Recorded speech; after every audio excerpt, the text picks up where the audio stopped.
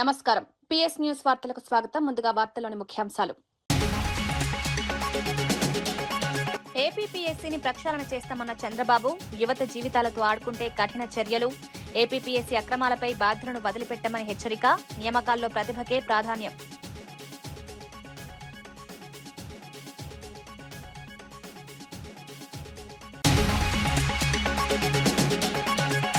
రాగం సుజాత యాదవ్ సేవలు చిరస్మరణీయమన్న సబితా ఇంద్రారెడ్డి. సుజాత యాదవ్ మృతి తీరని లోటన్న సబిత, మహిళా సాధికారతకు కృషి, రాగం సుజాత యాదవ్ కుటుంబానికి పరామర్శ.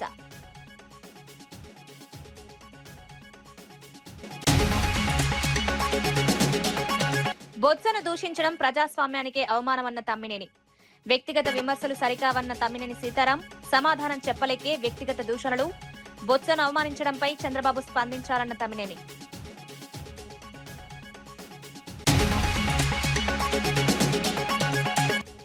ఏపీపీఎస్సీ, డీఎస్సీ అక్రమాలపై సీబీఐ విచారణ కోరిన జగన్. నిరుద్యోగుల భవిష్యత్తుతో చెలగాటమాడొద్దన్న జగన్, పరీక్షల్లో అక్రమాలు జరిగాయంటే బాధ్యులెవరన్న ప్రశ్న. ఏపీపీఎస్సీ, డీఎస్సీపై ప్రభుత్వాన్ని నిలదీద్దాం.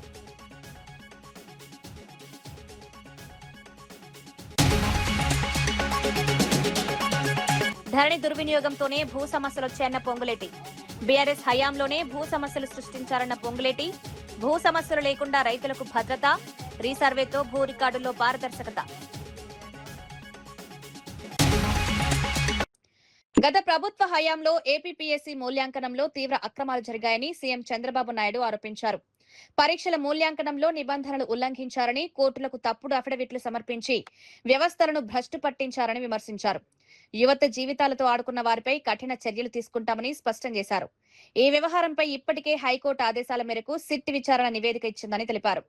బాధ్యులైన అధికారులు, ఇతర వ్యక్తులపై చట్టపరమైన చర్యలు తీసుకుంటామన్నారు. భవిష్యత్ తరాలు భయపడే విధంగా తప్పు చేసిన వారిపై కఠిన చర్యలుంటాయని హెచ్చరించారు. ఏపీపీఎస్సీ వ్యవస్థను పూర్తిగా ప్రక్షాళన చేస్తామని ప్రకటించారు. నియామక పరీక్షల్లో ప్రతిభకు మాత్రమే ప్రాధాన్యత ఉండేలా చర్యలు తీసుకుంటామన్నారు. యువతకు న్యాయం చేయడం ప్రభుత్వ బాధ్యత అన్నారు. రాజకీయాల్లో, ఎన్నికల్లో విచ్చలవిడిగా డబ్బులు ఖర్చు చేసే సంస్కృతి పోవాలని చంద్రబాబు పిలుపునిచ్చారు. ప్రజాస్వామ్యం బలపడాలంటే ఎన్నికల ఖర్చులు తగ్గాల్సిన అవసరం ఉందన్నారు. ఏఐ, ఐటీ రంగాల్లో తెలుగు యువత జాతీయ స్థాయిలో ప్రతిభ చూపుతోందని కొనియాడారు. ఇంకొక పక్కన దిశ, ఇక్కడ లెజిస్లేటర్స్ అంతా కూడా పబ్లిక్ పాలసీలు మనం ఆమోదిస్తే దాన్ని ఆమోదించిన తర్వాత ఎగ్జిక్యూట్ చేయాల్సిన బాధ్యత ఆఫీసర్స్ పైన ఉంటుంది. కేంద్రంలో ఉండే ఆల్ ఇండియా ఆఫీసర్స్ కానీ, రాష్ట్రంలో ఉండే స్టేట్ సర్వీసెస్ కానీ దీనికి ప్రత్యేకమైన స్థానం ఉంటుంది. ఎక్కడైనా ఏదైనా తప్పు జరిగితే జ్యుడిషియరీ ఎప్పటికప్పుడు కరెక్ట్ చేసి రాజ్యాంగాన్ని పరిరక్షించుకోవాల్సిన అవసరం ఉంది. మీడియా ఎప్పటికప్పుడు ఈ విషయాల్ని ప్రజలకు వాస్తవాన్ని తెలియజేసే విధంగా ముందుకు పోయే పరిస్థితి వస్తుంది. అయితే దేశ రాజకీయ నాయకులకి ఒక విశ్వసనీయత కూడా ఉండాలి, సమాజం పట్ల బాధ్యత ఉండాలి. కనీసం ఈ దేశం పట్ల కనీస బాధ్యత, ఈ దేశాన్ని ముందుకు తీసుకుపోవాలి, ఇది మనం చేస్తే తప్పనే ఆలోచన ఉండాలి. ఇక్కడ మీరు మాట్లాడిన తర్వాత విషయాలు విన్నప్పుడు ఇది ఒక కేస్ స్టడీ, చరిత్రలోనే ఒక కేస్ స్టడీ. 48 సంవత్సరాల నా అనుభవంతో చెప్తున్నా. చాలా విషయాలు నేను పోరాడాం, 15 రోజులు పోరాడాం, నెలల తరబడి పోరాడాం, ఇక్కడ పోరాడాం, క్షేత్రస్థాయిలో పోరాడాం. ఈ ఇష్యూతో కంపేర్ చేస్తే అది ఎక్కడ కంపారిజన్ కూడా లేదు. నేను కూడా కలలో ఊహించనటువంటి పరిణామం. ఒక వ్యవస్థ ఇంత భ్రష్టు పట్టిపోవడమే కాకుండా ఆ వ్యవస్థలో ఉండే వ్యక్తులు బరిదెగిస్తే కింది వాళ్ళు కూడా ఏం చేస్తారనేది ఇది ఒక కేస్ స్టడీ. మళ్ళీ దొరకతామనే భయం కూడా ఉంటుంది. దిశ ఆ భయం కూడా లేదు. గతంలో జరిగిన సంఘటనలు ఉన్నాయి. గతంలో కూడా జరిగిన సంఘటనల ఫలితం చాలామంది జైలుకు పోయారు, ఆఫీసర్లు జైలుకు పోయారు, ఇండస్ట్రియలిస్టులు జైలుకు పోయారు, పాలిటీషియన్స్ జైలుకు పోయారు. నా గత చరిత్రలో చూస్తే ఎక్కడ తప్పు చేస్తే ఆ వ్యక్తులు పోయారు. కర్నే తాండా లిఫ్ట్ పంపులను 2 రోజుల్లో ప్రారంభించకపోతే రైతులతో కలిసి లిఫ్ట్ వద్ద ముట్టడి చేపడతామని మాజీ మంత్రి సింగిరెడ్డి నిరంజన్ రెడ్డి కాంగ్రెస్ ప్రభుత్వాన్ని హెచ్చరించారు. ఎగువ ప్రాంతంలోని 9 గిరిజన తండాలు 6 గ్రామాలకు సాగునీరు అందించాలనే లక్ష్యంతో గత బీఆర్ఎస్ ప్రభుత్వం 76 కోట్ల 16 లక్షల రూపాయలతో ఈ లిఫ్ట్ ప్రాజెక్టు నిర్మించిందన్నారు. ప్రాజెక్టుకు కేవలం సబ్స్టేషన్ నిర్మాణమే పెండింగ్ లో ఉండేదని, దానికోసం 2 కోట్ల రూపాయలు కూడా మంజూరు చేసి ఉంచామన్నారు. అయితే కాంగ్రెస్ ప్రభుత్వం నిర్లక్ష్యం కారణంగా సబ్స్టేషన్ నిర్మాణానికి 2 ఏళ్లు పట్టిందని ఆరోపించారు. రైతుల ఒత్తిడితో వెట్రన్ నిర్వహించిన అనంతరం పంపులను నిలిపివేశారని విమర్శించారు. ప్రస్తుతం కృష్ణా వరదల కారణంగా సమృద్ధిగా సాగునీరు అందుబాటులో ఉందని, వెంటనే పంపులు ప్రారంభించి రైతులకు నీరు అందించాలని డిమాండ్ చేశారు. ప్రభుత్వం స్పందించకపోతే వేలాది మంది రైతులతో కలిసి కర్ణెతాండా లిఫ్ట్ ను ముట్టడిస్తామని నిరంజన్ రెడ్డి హెచ్చరించారు. ఆ గణపురం బ్రాంచ్ కెనాల్ కే ఇప్పుడు మనం చూస్తున్నటువంటి ఈ అప్రోచ్ కెనాల్ ను పెట్టి ఆ అప్రోచ్ కెనాల్ నుంచి నీళ్లు ఇక్కడ దాకా తీసుకొని వచ్చి ఇక్కడ సజ్జపూలు కట్టి ఇక్కడి నుంచి మళ్ళీ 60 మీటర్ల ఎత్తుకు నీళ్లను లిఫ్ట్ చేస్తాం. రోజుకు 50 క్యూసెక్ల నీళ్లను లిఫ్ట్ చేసేటువంటి విధంగా దీనికి సపరేట్ ట్రాన్స్ఫార్మర్ తో పాటు పంపింగ్ సిస్టమ్ అంతా కూడా డిజైన్ చేసి ప్రభుత్వం ఆనాడు 2020లో కేసీఆర్ గారు మంజూరు ఇచ్చినారు, పరిపాలన అనుమతి ఇచ్చినారు. దీనికి సంబంధించినటువంటి పనులను టెండర్ పిలిచి టెండర్ ఫైనలైజ్ అయ్యి అగ్రిమెంట్ అయ్యి పనులు ప్రారంభించడానికి 2022 మార్చి అయింది. 2022 మార్చిలో కేసీఆర్ గారు వనపర్తి జిల్లాకు వచ్చినటువంటి సందర్భంగా కలెక్టరేట్ ను ఇనాగరేట్ చేసినటువంటి సందర్భంగా ఈ కర్ణెతాండా లిఫ్ట్ కు సంబంధించినటువంటి పనులకు కూడా భూమి పూజ వారి చేతుల మీదుగానే జరిగింది, కేసీఆర్ చేతుల మీదుగానే జరిగింది. శిలాఫలకం వారే ఆవిష్కరించినారు. ఆ తర్వాత మేము ఉన్నప్పుడు వేగరంగా పనులను చాలా వేగరం పెట్టి వెంబడిబడి పనులను పూర్తి చేయించినాం. మన ప్రభుత్వం ఉన్నప్పుడే 2023లో ఎన్నికలు వచ్చే వరకే ఈ ప్రధాన పనులు దాదాపు అయిపోయినాయి. మిగిలినటువంటిది ఒక సబ్ స్టేషన్, అది కూడా మంజూరు ఉండే. కేవలం సబ్ స్టేషన్ పని చేయడానికి 2 ఏళ్ల కాలం తీసుకున్నది ఈ సర్కారు వచ్చిన తర్వాత. ఒట్టి సబ్ స్టేషన్ పని పూర్తి చేయడానికి 2 కోట్ల రూపాయలు మనం మంజూరు ఇచ్చి పనులు చేసింది 76 కోట్ల 16 లక్షలు. ఇప్పుడు దాని రివైజ్ ఎస్టిమేట్స్ ప్రాజెక్టు ఇప్పుడు ప్రభుత్వ నిబంధనల మేరకు మళ్ళీ ఒక 15% ఖర్చు పెరుగుతుంది. 76 కోట్ల 16 లక్షలకు అదనంగా మళ్ళీ ఒక 15% అమౌంట్ పెరుగుతుంది. ఎస్కలేషన్స్ ఉంటాయి, అది ప్రభుత్వ లెక్కల ప్రకారంగా ఉంటది. అయితే పోయిన సంవత్సరమే నీళ్లు ఇవ్వాల్సింది, వెంబడిబడి ఆ సబ్ స్టేషన్ తొందర పూర్తి చేసి దబ్బున నీళ్లు ఇస్తే అయిపోవు. కానీ మొత్తం మన ప్రభుత్వ హయాంలో జరిగింది, మన హయాంలో జరిగింది. నీళ్లు ఇవ్వడం మూలంగా మనకు పేరు వస్తుందని చెప్పి ఉద్దేశపూర్వకంగా ప్రభుత్వం, కాంగ్రెస్ ప్రభుత్వం ఇదే కాదు ఏ ప్రాజెక్టునైనా ఏ పనినైనా వాళ్ళు పెండింగ్ లో పడతా వచ్చినారు. ఎంబడిపడంగా మొన్న ఎండాకాలం ఏప్రిల్లో ట్రయల్ రన్ పూర్తి చేసినారు. ట్రయల్ రన్ పూర్తి చేసి మోటార్ నడిపించి సక్సెస్ఫుల్ గా స్కీమ్ సక్సెస్ఫుల్ గా ఉంది, ఇక స్టార్ట్ చేయొచ్చు అనుకున్నారు. ఈ లోపల కేఎల్ఐలా నీళ్లు ఆగిపోయినాయి. మనకు తెలుసు, సమ్మర్ వస్తే ఎండాకాలం వస్తే నీళ్లు ఆగిపోతాయి. ఇప్పుడు నీళ్లు కృష్ణా నదిలో వరద బారబట్టి 4 రోజులు అయిపోయింది. 4 రోజుల నుంచి నీళ్లు వస్తుంటే కూడా కలవకుర్తి లిఫ్ట్ ఇరిగేషన్ పంపులను 3 పంపులను మాత్రం ఏకకాలంలో స్టార్ట్ చేస్తారు. స్టార్ట్ చేసినట్లే చేస్తారు, 1-2 గంటల వ్యవధిలో 2 బంద్ చేసి ఒక దాంట్లో పెడతారు. ఈ రోజు నీళ్లు లేవు అని అబద్ధాలు ఆడుతుంది కాంగ్రెస్ సర్కారు, రేవంత్ రెడ్డి సర్కారు. ఏ వాన పడకపోయినా ఈ రోజు మళ్ళా జూరాలలో ఒక 10 గేట్లు ఎత్తినారు. ఈ రోజు ఉదయం జూరాలలో మళ్ళా 10 గేట్లు ఎత్తినారు. అంటే సుమారు 45-50 వేల పైచిల్ క్యూసెక్ల నీళ్లు, దగ్గర 70-80 వేల క్యూసెక్ల నీళ్లు శ్రీశైలంలోకి వస్తానే ఉన్నాయి. శ్రీశైలం ఆల్రెడీ నిండుకొనే ఉంది. అవతల దంచి కొట్టి పోతిరెడ్డి. కళ్యాణ లక్ష్మి, షాదీ ముబారక్ పథకాలపై కోర్టులో కౌంటర్ దాఖలు చేయకుండా కాంగ్రెస్ ప్రభుత్వం నిర్లక్ష్యంగా వ్యవహరిస్తోందని బీఆర్ఎస్ నేత ఎర్రోళ్ల శ్రీనివాస్ ఆరోపించారు. కేసీఆర్ ప్రభుత్వ హయాంలో అమలు చేసిన పేదింటి ఆడబిడ్డల సంక్షేమ పథకాలను నిర్వీర్యం చేసేందుకు రేవంత్ ప్రభుత్వం ప్రయత్నిస్తోందని విమర్శించారు. కేసీఆర్ ఆనవాలు లేకుండా చేయాలనే రాజకీయ ఉద్దేశంతో పేదల ప్రయోజనాలకు సంబంధించిన పథకాలను నిలిపివేయాలని చూస్తున్నారని ఆరోపించారు. కళ్యాణ లక్ష్మి, షాదీ ముబారక్ ద్వారా పేద కుటుంబాలకు ఆర్థిక సహాయం అందేదని గుర్తు చేశారు. పెళ్లి సమయంలో ఆర్థిక ఇబ్బందులు ఎదుర్కొనే కుటుంబాలకు ఈ పథకాలు ఎంతో ఉపయోగకరంగా ఉన్నాయన్నారు. కోర్టు పరిధిలో ఉన్న అంశంపై ప్రభుత్వం వెంటనే తన వైఖరిని స్పష్టం చేయాలని డిమాండ్ చేశారు.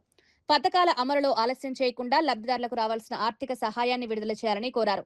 పేద మహిళల సంక్షేమానికి రాజకీయాలకు అతీతంగా చూడాలని సూచించారు. పూర్వకంగానే ముఖ్యమంత్రి గారు ఆనాడు ఎల్బీ స్టేడియంలో కేసీఆర్ నామరూపాలు లేకుండా చేస్తాని అనేక సందర్భాలుగా మాట్లాడుతున్నాడు. ఈ కళ్యాణ లక్ష్మి, షాదీ ముబారక్ పథకాలను కూడా నామరూపాలు లేకుండా చేయడానికి ఇలా కాంగ్రెస్ పార్టీ కంకణం కట్టుకున్నది, ముఖ్యమంత్రి కంకణం కట్టుకున్నాడు.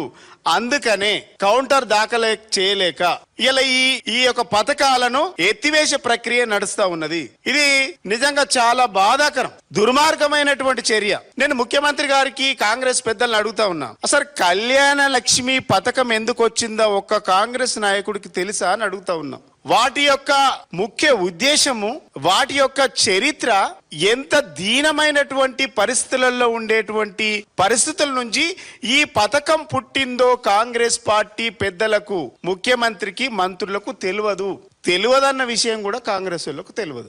ఆనాడు కేసీఆర్ గారు మీ కాంగ్రెస్ హయాంలో రాజశేఖర రెడ్డి ప్రభుత్వం ఉండగా, కిరణ్ కుమార్ రెడ్డి ప్రభుత్వం ఉండగా, రోషయ్య గారి ప్రభుత్వం ఉండగా తెలంగాణ ఆడబిడ్డలను, మా లంబాడి ఆడబిడ్డలను చదివించడానికి శక్తి లేక, పోషించడానికి శక్తి లేక, పెంచడానికి శక్తి లేక పసిబిడ్డలను అమ్ముకున్నటువంటి దుస్థితి నుంచి, పెళ్లి చేసే బాధ్యతను తీసుకొని బరువు మోయలేకున్నటువంటి దుస్థితులలో ఆడబిడ్డలను అమ్ముకున్నటువంటి దుస్థితి వరంగల్ జిల్లా మొదలైంది. ఈ ఆడబిడ్డలను అమ్ముకున్నటువంటి ఈ ప్రాంతంలో మీ హయాంలో జరిగింది. సిగ్గుండాల కాంగ్రెస్ పార్టీకి కనీసం 10 సంవత్సరాల అధికారంలో ఉన్నారు.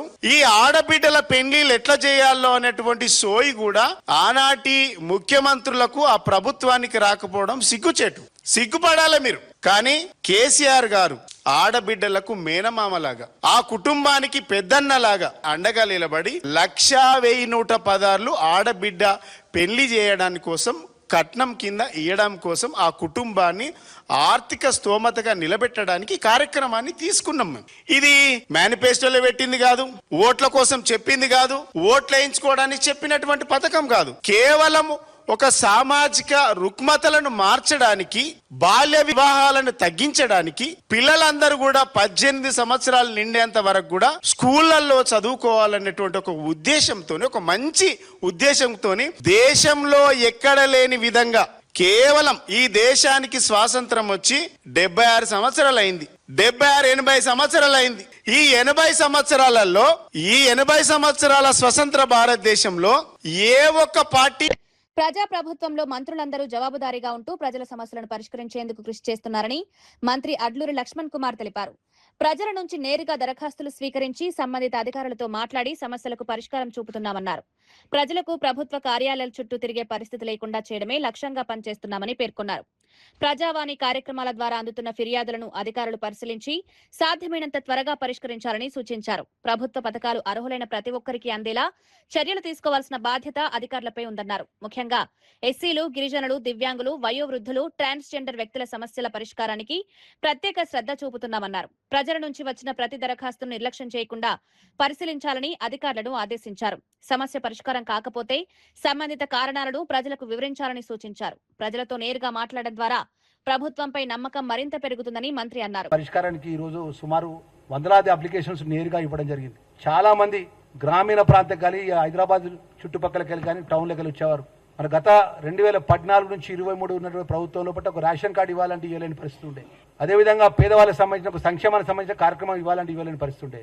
ఈ రోజు ప్రజాపాలన లోపల మనం కోరుకున్న ప్రభుత్వం లోపల ఒక మంత్రిగా ఒక రేషన్ కార్డు ఇవ్వాలంటే ఆ రేషన్ కార్డు ఇప్పించే అవకాశం ఈరోజు మంత్రిగా ప్రభుత్వంలో మేము పేదవాళ్ళ పక్షాన నిలబడి ఈరోజు రేషన్ కార్డు ఇప్పిస్తున్నాం. అదేవిధంగా డబుల్ బెడ్రూమ్కి సంబంధించిన వారు ఎవరైతే పేదవాళ్ళు, ఆ జిల్లా కలెక్టర్ల ద్వారా ఆ ప్రాంతంలో ఎవరైతే పేదవాళ్ళు ఉంటారో అందరికీ 2 BHK ఇచ్చే విధంగా తక్షణమే 2 BHK ఇల్లు కేటాయించడం కానీ, ప్రజలకు నేరుగా మేము మాట్లాడడం జరుగుతుంది. వారికి సంబంధించిన సమస్యలు మొత్తం కూడా వినడం జరుగుతుంది. మరి ఆ విధంగా మేము మంత్రులు ఇవాళ అందుబాటులో ఉండి ఉదయం 11-15 నిమిషాలకు మొదలైనటువంటి గ్రీవెన్స్ ఇప్పటి వరకు ప్రతి ఒక్క అన్న, ప్రతి ఒక్క చెల్లె, ప్రతి ఒక్క అక్క, ప్రతి ఒక్క తల్లి వచ్చిన ప్రతి కాగితాన్ని తీసుకున్నాం. ఆ కాగితాన్ని చెప్పిన అంశాన్ని మొత్తం వినడం జరిగింది. ప్రజలు ఎంతో నమ్మకంతో మన కాగితం పట్టుకొని ఇస్తున్నారు. ఎంతో దూరంకి వెళ్ళి ఇక్కడ వస్తున్నారు. గంటల కొద్దీ అక్కడ ఉన్నటువంటి హాల్లో నిలబడి మన కాగితం ఇచ్చినప్పుడు ఆ కాగితానికి పరిష్కార మార్గంగా సంబంధించిన మంత్రిగా మేము రాసినప్పటికీ ఆ కాగితానికి సంబంధించినటువంటి అధికారులకు చేరవేసి ఆ ఒక అప్లికెంట్కు ఫోన్ చేసి, అమ్మా మీ పని అయిపోయింది, కాకపోతే పని పలానా దగ్గర అయిపోయిందనే విషయాన్ని కూడా మీరు కూడా ప్రత్యేకంగా దృష్టి పెట్టాలని చెప్పి మా మిత్రులకు మనవి చేసుకుంటూ, మా మీడియా మిత్రులు మెడికో ప్రియాంక ఘటనపై ఎఫ్ఐఆర్ నమోదు చేయడంలో 2 రోజుల ఆలస్యం ఎందుకు జరిగిందని ప్రజలు ప్రశ్నిస్తున్నారు. ఘటనకు సంబంధించిన విషయాలు వెలుగులోకి వచ్చిన నేపథ్యంలో బాధిత కుటుంబానికి ప్రభుత్వం, పోలీస్ శాఖ సమాధానం చెప్పాలని డిమాండ్లు వినిపిస్తున్నాయి. ప్రియాంక తండ్రి ఆవేదనను హోంశాఖ మంత్రి, పోలీసు ఉన్నతాధికారులు పట్టించుకున్నారా అనే ప్రశ్నలు వ్యక్తమవుతున్నాయి. ఘటనకు సంబంధించిన దృశ్యాలు సామాజిక మాధ్యమాల్లో వైరల్ కావడంతో ప్రజల్లో తీవ్ర ఆందోళన నెలకొంది. ఇంత జరిగినా కేసు నమోదు చేయడంలో ఆలస్యం ఎందుకు జరిగిందనే అంశంపై స్పష్టతనివ్వాలని కోరుతున్నారు. బాధిత కుటుంబానికి న్యాయం చేయాల్సిన బాధ్యత ప్రభుత్వంపై ఉందని పలువురు పేర్కొంటున్నారు. ఘటనకు సంబంధించిన ప్రతి అంశంపై సమగ్ర దర్యాప్తు జరిపించాలని డిమాండ్ చేస్తున్నారు. బాధితురాలికి న్యాయం జరిగేలా పోలీసులు వేగంగా చర్యలు తీసుకోవాలని కోరుతున్నారు. కేసు నమోదు, దర్యాప్తు, బాధ్యుల గుర్తింపు విషయంలో ఎలాంటి జాప్యం ఉండకూడదంటున్నారు. మహిళలు, యువత భద్రత విషయంలో ప్రభుత్వం మరింత అప్రమత్తంగా వ్యవహరించాలని ప్రజలు కోరుతున్నారు. ఏం కేసులు కడుతున్నట్టు? అసలు మాది లోకల్ కాదు ఇక్కడ. మరి ఇక్కడ ఎవరు కాపాడుతున్నారో వాళ్ళని 3 రోజుల వరకు ఈ కేసు గురించి ఏం సమాచారం ఇవ్వరా? ఎవరికి సమాజాన్ని కూడా తెలియనియరా? ఏం చేయాలనుకున్నారు? ఈ కేసుని అల్లే కప్పిపెట్టాలనుకున్నారా? మరి ఎవరి ప్రోద్బలం లేకపోతే మరి ఇలా ఎందుకు జరుగుతుంది? దీని మీద మాకు చాలా అనుమానాలు ఉన్నాయి. ఆ రోజు మేము వచ్చి హైదరాబాద్ నుంచి ఒక 3 రోజుల తర్వాత ఇంకా మీ అమ్మాయి బతకదు అని చెప్పిన తర్వాత మేము 5వ తారీఖు 6వ తారీఖు 7వ తారీఖు వచ్చాం. వస్తే వాళ్ళు చెప్పిన వివరాలను బట్టి చూస్తే చాలా వరకు సీసీ ఫుటేజెస్ కట్ ఇచ్చారు అక్కడక్కడ. మేము ఎక్కడి నుంచి ఎక్కడి దాకా వెళ్ళారు వాళ్ళకి పూర్తి వివరాలు ఇవ్వమంటే అందుకు తాడేపల్లిలోని వైఎస్ఆర్సీపీ కేంద్ర కార్యాలయంలో మాజీ ముఖ్యమంత్రి వైఎస్ జగన్మోహన్ రెడ్డి విలేకరుల సమావేశం నిర్వహించారు. ఆంధ్రప్రదేశ్లో ఇటీవల నిర్వహించిన ఏపీపీఎస్సీ, డీఎస్సీ పరీక్షల్లో అక్రమాలు జరిగాయని ఆరోపించారు. పరీక్షల నిర్వహణలో చోటు చేసుకున్న అంశాలపై సమగ్ర దర్యాప్తు అవసరమన్నారు. ఈ వ్యవహారంపై సీబీఐతో విచారణ జరిపించాలని జగన్ డిమాండ్ చేశారు. పరీక్షలకు హాజరైన నిరుద్యోగ యువతకు అన్యాయం జరగకుండా నిజాలను బయటపెట్టాల్సిన అవసరం ఉందన్నారు. నియామక పరీక్షలు పారదర్శకంగా నిర్వహించాల్సిన బాధ్యత ప్రభుత్వంపై ఉందన్నారు. ఏపీపీఎస్సీ, డీఎస్సీ ప్రక్రియలపై అనుమానాలుంటే వాటిని నివృత్తి చేయాలని కోరారు. పరీక్షల నిర్వహణలో తప్పులు జరిగితే బాధ్యులపై చట్టపరమైన చర్యలు తీసుకోవాలని డిమాండ్ చేశారు. నిరుద్యోగ యువత భవిష్యత్తుతో ప్రభుత్వం చెలగాటం ఆడకూడదన్నారు. నియామక ప్రక్రియపై పూర్తి వివరాలను ప్రజల ముందుంచాలని కోరారు. Without even having to write DSC exam, on the ground of sports quota, people are given jobs without even having to qualify, without even having to write an exam. This is the biggest scam of this century. Never in the history of this country, or probably never in the history of this state, a candidate has been given a teacher post without even having to write an exam, a DSC exam. This is first time in the history. And worse off, he writes, he not only recruits 372 people on this ground, the people who are giving the certificates, issuing the certificates, like Softball Association chairman, is none other than Telugu Party MLA. He is the one who ratifies and gives certificates. Another person is Judo Association chairman, who happens to be Nara Lokesh's education minister's very close relative, who is also Visakhapatnam MP, who is Judo Association chairman. These people ratify the certificates and issue the certificates. And what are these certificates? These certificates are participation certificates. Forget about any medals. None of them need to get any medals. All what they need to do is participate.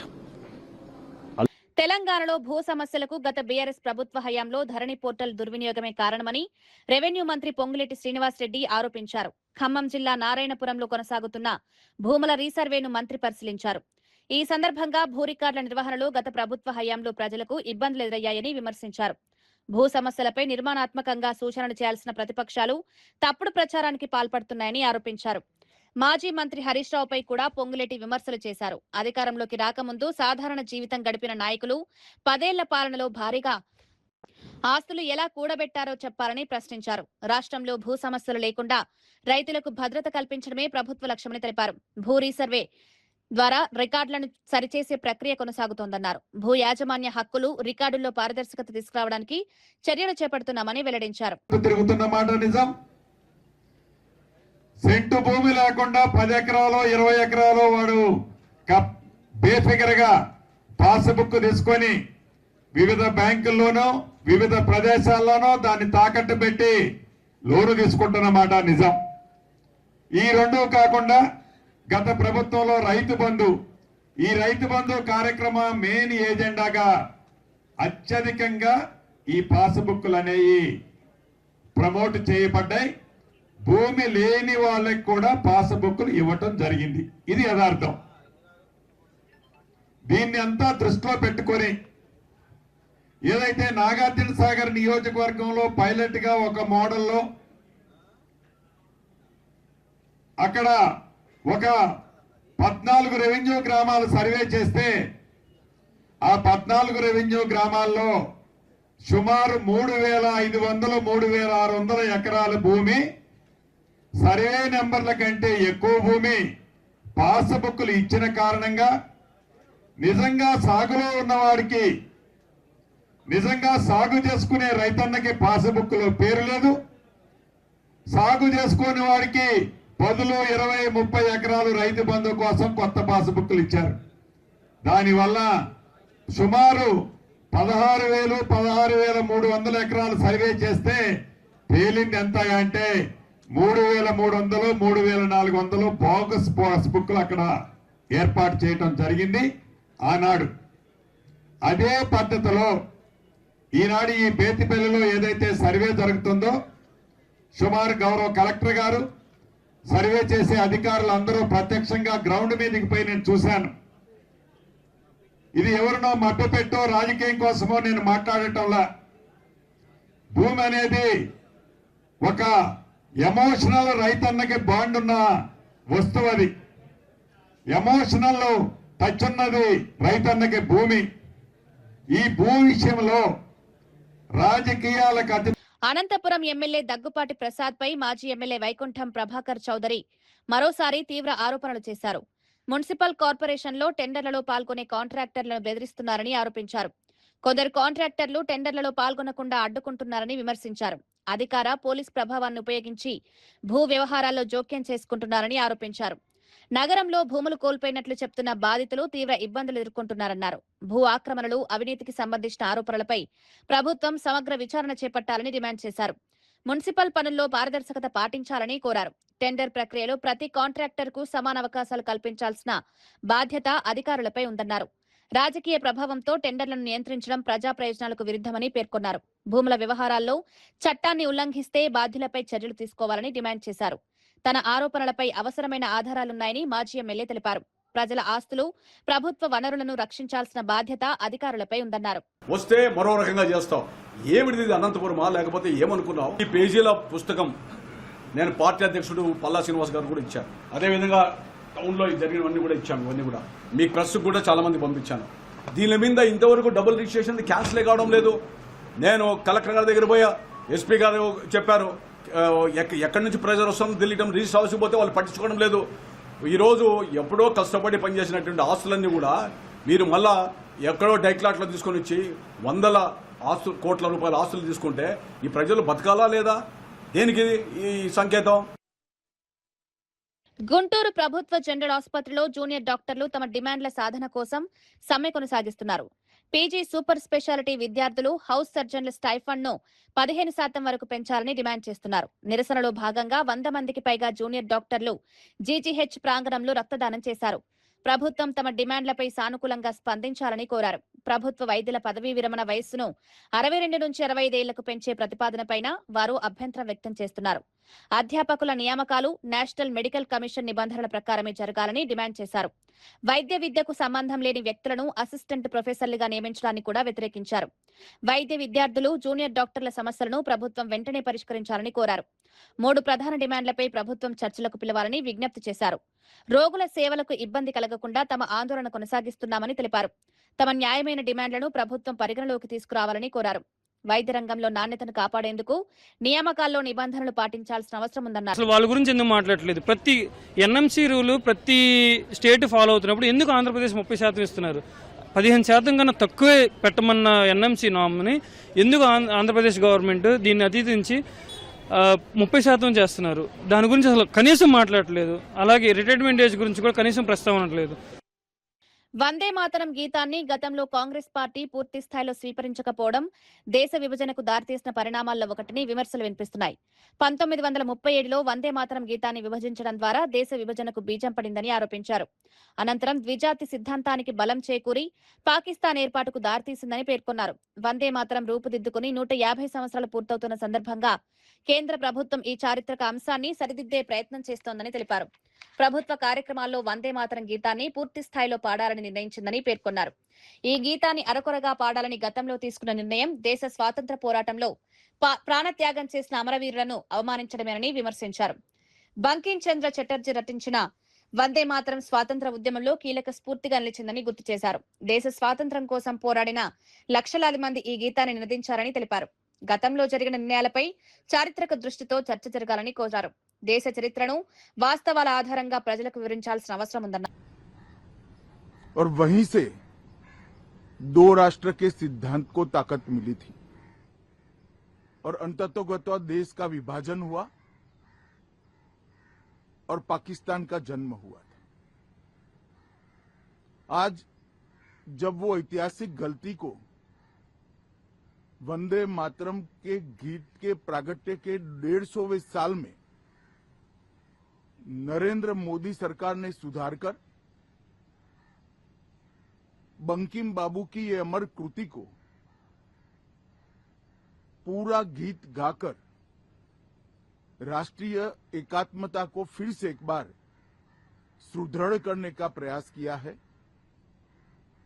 और सभी सरकारी functions में इसको पूर्ण रूपेण गाने का जो निर्णय किया है वो निर्णय को कानूनी जामा भी తెలంగాణ ఉమ్మడి ఆంధ్రప్రదేశ్ సోషల్ వెల్ఫేర్ బోర్డు మాజీ చైర్పర్సన్ ప్రముఖ సామాజిక సేవకురాలు రాగం సుజాత యాదవ్ మృతి పట్ల మాజీ మంత్రి మహేశ్వరం ఎమ్మెల్యే సవితా ఇంద్రారెడ్డి తీవ్ర సంతాపం వ్యక్తం చేశారు. నల్లగండ్లలోని కార్పొరేటర్ రాగం నాగేందర్ యాదవ్ నివాసానికి వెళ్లిన సబితా ఇంద్రారెడ్డి కుటుంబ సభ్యులను పరామర్శించారు. రాగం సుజాత యాదవ్ చిత్రపటాన్ని ఆవిష్కరించిన నివాళులర్పించారు. మహిళా సాధికారత కోసం, బడుగు బలహీన వర్గాల సంక్షేమం కోసం ఆమె చేసిన కృషి చిరస్మరణీయమని సబితా ఇంద్రారెడ్డి కొనియాడారు. సమాజ సేవలో ఆమె అందించిన సేవలను ఎవరూ మర్చిపోలేరన్నారు. ఆమె మృతి కుటుంబానికి, సమాజానికి తీరని లోటని ఆవేదన వ్యక్తం చేశారు. కుటుంబ సభ్యులకు తన ప్రగాఢ సానుభూతిని తెలిపారు. ఆమె పవిత్ర ఆత్మకు శాంతి చేకూరాలని ప్రార్థించారు. కుటుంబ సభ్యులకు మనోధైర్యం కలగాలని ఆకాంక్షించారు. మహిళల అభివృద్ధి, బడుగు బలహీన వర్గాల సంక్షేమం కోసం రాగం సుజాత యాదవ్ చేసిన సేవలు భవిష్యత్తు తరాలకు స్ఫూర్తిగా నిలుస్తాయని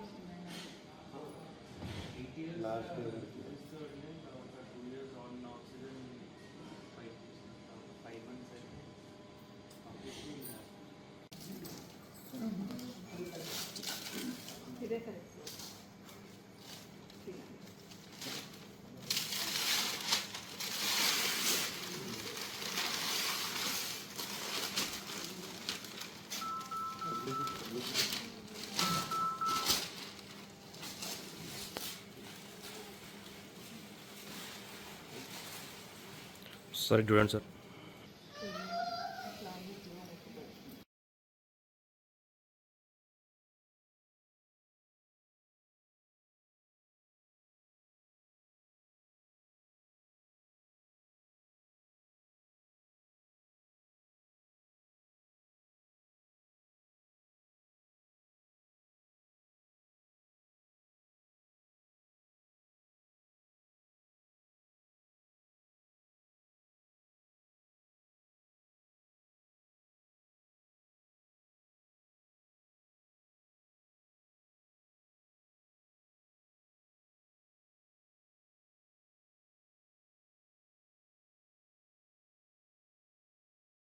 శాసన మండలిలో వైసీపీ పక్ష నేత మాజీ మంత్రి బొత్స సత్యనారాయణపై మంత్రి అచ్చెన్నాయుడు చేసిన వ్యక్తిగత వ్యాఖ్యలపై మాజీ స్పీకర్ తమ్మినేని సీతారాం తీవ్రంగా మండిపడ్డారు.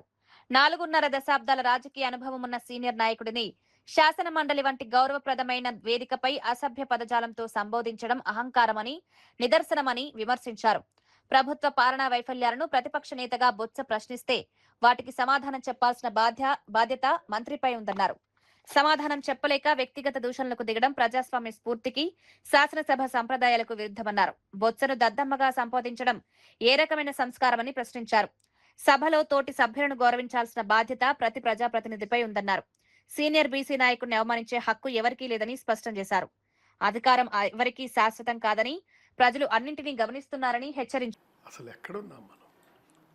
ఏం చేస్తున్నాం మనం సభ్య సమాజంలో బతుకుతున్నామా లేదా అనిపిస్తుంది. ఒక గౌరవప్రదమైన మంత్రి పదవిలో ఉంటూ తోటి సభ్యులను గౌరవించాల్సింది పోయి దద్దమ్మ అనే అమర్యాదగా సంబోధించడం అచ్చెన్నాయుడు అహంకారానికి సంస్కారానికి నిదర్శనం. పెద్దల సభలో మీరు మాట్లాడిన మాటలు ఇవేనా? మీరా ప్రజాప్రతినిధులు? అసలు ఈ సమాజానికి ఏం మెసేజ్ ఇస్తున్నాం మనం? అసలు శ్రీకాకుళం జిల్లాలో నీకన్నా పెద్ద దద్దమ్మ ఎవరున్నారు? 2 పర్యాయాలు మంత్రిగా పనిచేసిన నువ్వు శ్రీకాకుళం జిల్లాకి ఉత్తరాంధ్రకి చేసింది ఏమిటి? నీకన్నా ఉత్తరాంధ్రలో పెద్ద దద్దమ్మ ఎవరు? ఎవ్వరూ లేరు. మంత్రిగా పనిచేసి అక్రమాస్తులు పోగు చేసుకోవటంలో నువ్వు అభివృద్ధి చెందావు తప్పితే జిల్లా అభివృద్ధి చెందలేదు. తెల్లారితే గ్రావెల్ నుండి గ్రానైట్ వరకు, పశువుల దానా నుండి పశువులు ఇచ్చే మెడిసిన్ వరకు ప్రతి దానిలో అవినీతి చేసి సంపాదించిన బలుపుతో అహంకారంతో నోటికొచ్చినట్లు మాట్లాడితే ప్రజలు హర్షించిన అచ్చెన్నాయుడు, మీ అహంకారానికి తప్పకుండా గేట్లు వేసే సమయం వస్తుంది.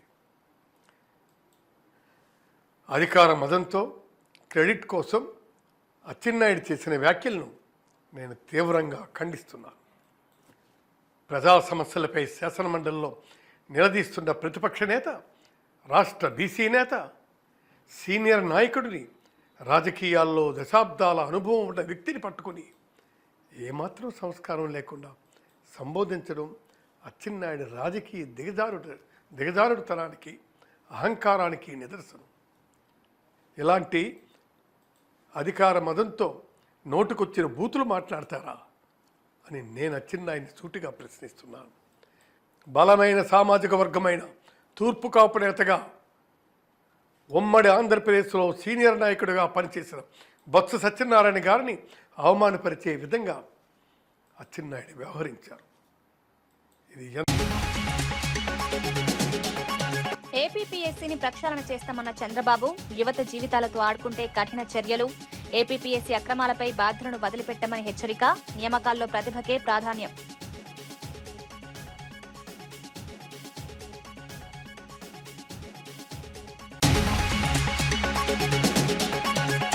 రాగం సుజాత యాదవ్ సేవలు చిరస్మరణీయమన్న సబితా ఇంద్రారెడ్డి. సుజాత యాదవ్ మృతి తీరని లోటన్న సబిత, మహిళా సాధికారతకు కృషి, రాగం సుజాత యాదవ్ కుటుంబానికి పరామర్శ.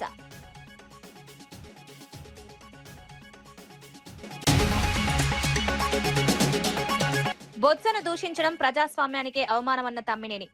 వ్యక్తిగత విమర్శలు సరికావన్న తమ్మినేని సీతారాం, సమాధానం చెప్పలేకే వ్యక్తిగత దూషణలు, బొత్సను అవమానించడంపై చంద్రబాబు స్పందించాలన్న తమ్మినేని.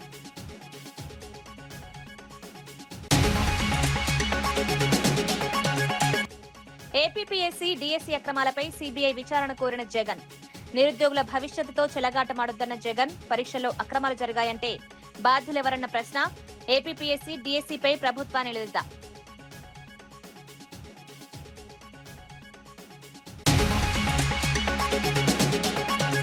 ధరణి దుర్వినియోగంతోనే భూ సమస్యలు వచ్చాయన్న పొంగులేటి. బీఆర్ఎస్ హయాంలోనే భూ సమస్యలు సృష్టించారన్న పొంగులేటి. భూ సమస్యలు లేకుండా రైతులకు భద్రత, రీసర్వేతో భూ రికార్డుల్లో పారదర్శకత. ఈనాటి వార్తా విశేషాలు మరో బులెటిన్లో మళ్ళీ కలుద్దాం. నమస్కారం.